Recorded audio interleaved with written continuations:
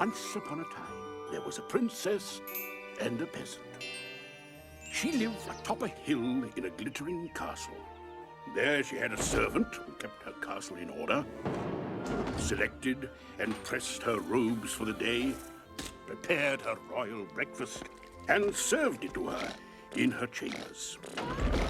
She had fame, she had fortune, she had product endorsements. But she was not what she seemed. On the other hand, in a humble village far away, the peasant had none of her luxuries. But he had a dream.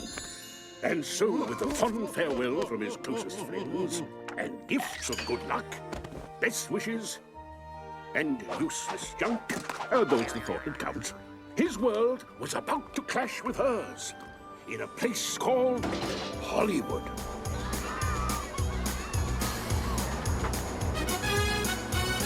Our time has come, we're gonna walk in the sun.